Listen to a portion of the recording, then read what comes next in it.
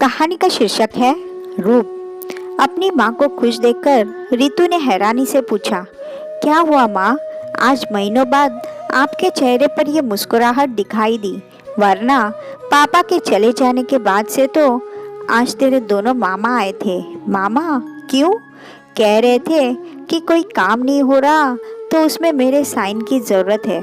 कुछ पेपर्स पर उन्हें साइन करवाए और चले गए। मतलब दोनों मामा यहाँ आपके साइन लेने आए थे और तुमने कर भी दिए? पढ़ा भी था?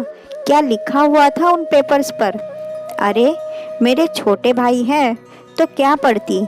और आज 3 साल बाद उन्होंने घर में कदम रखे और तू है कि बेफालतू की बातों में मुझे उलझा रही है। पता नहीं कब समझ में आएगा तुम्हें। माँ, ये दुनिया उतनी अच्छी नहीं है जितनी दिखाई देती है। पता नहीं क्या अपने नाम लिखवा लिया उन्होंने। पागल है तू। हमारे पास है ही क्या, ये घर भी किराए का है और कोई ज़मीन जायदाद तो हमारी कभी थी ही नहीं। ये जो हम माँ बेटी सिलाई कढ़ाई करती है ना, मत भूल मेरे उन्हीं दोनों भाइयों की बदौलत है, वरना न जाने कहाँ दर दर की ठोकरें खा रहे होते। कुछ ही दिनों बाद रक्षाबंधन आ रहा है। ज़रूर बहानेबाजी करके मुझसे मिलने आए थे। मैं क्या समझती नहीं हूँ? छोटे ज़रूर है मगर है दोनों बड़े समझदार। बीते सालों में इस महामारी में नहीं आए थे मगर शगुन बराबर मनी ऑर्डर करते रहे। और फिर तेरे पापा के अचानक चले जाने पर ये सिलाई मशीन से काम दिलवा दिया। माँ, वो सब तो ठीक है मगर मुझे कुछ गड़बड़ी लगती है।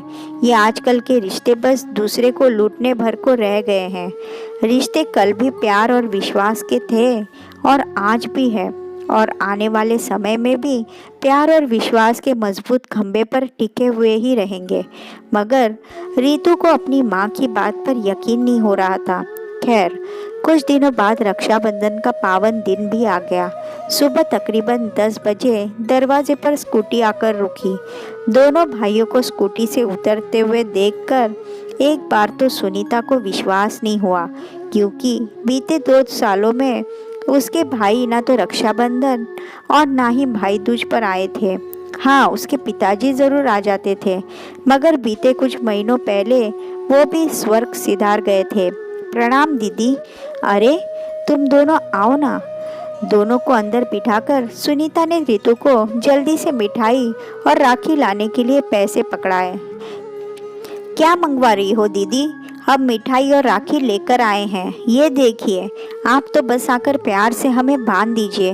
दोनों ने मुस्कुराकर कहा तो सुनीता भी मुस्कुराते हुए जल्दी से बैठ गई। मगर रितु अब भी दोनों मामाओं को शंकाओं से घूर रही थी।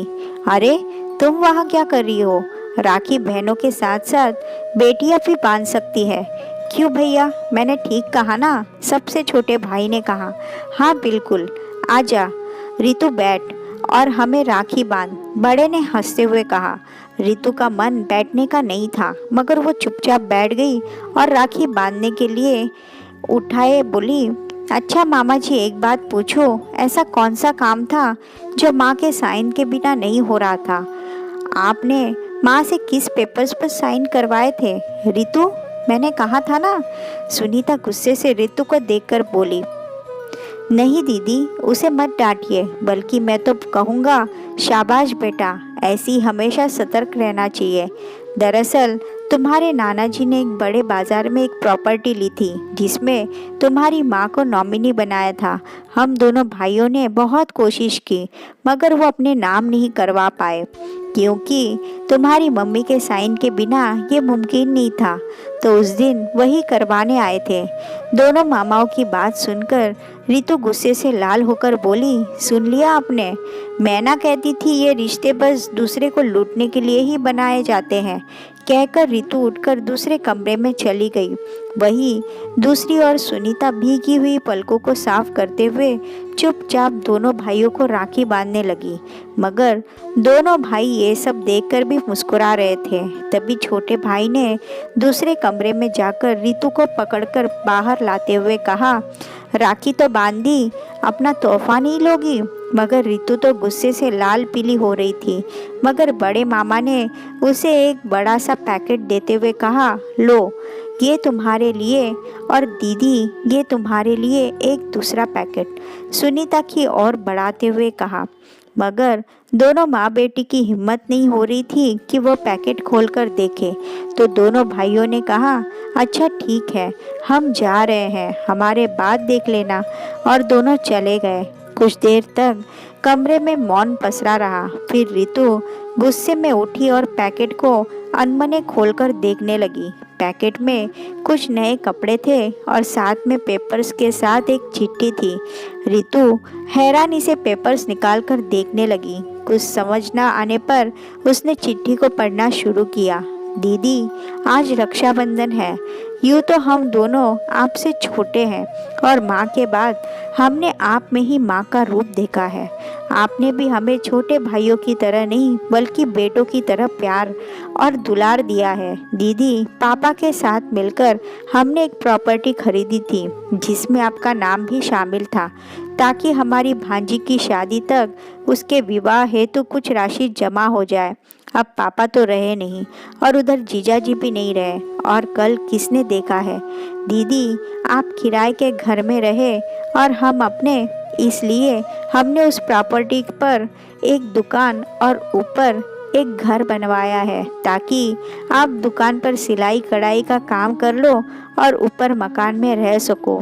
दुकान मकान आपके नाम पर हो, इसलिए उन पेपर्स पर आपके साइन ज़रूरी थे।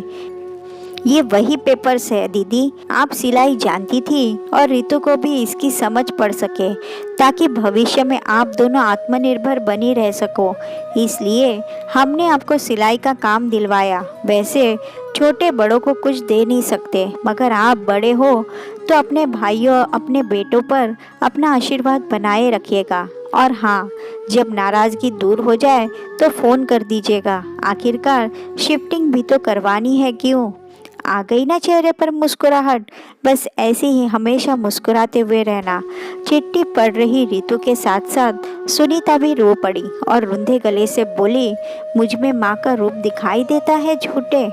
खुद दोनों मुझे पिता बने बेटी की तरह प्यार करते हैं। माँ मैं कितना गलत थी मुझे तो, मगर आप भाई बहन एक दूसरे से इतना प्यार करते हैं। केवल हम ही नहीं, दुनिया का हर भाई ज़रूरत पड़ने पर पिता और हर बहन माँ का रूप ले लेती है, कहकर सुनीता ने रितु को दोनों भाइयों को फ़ोन लगाने को कहा।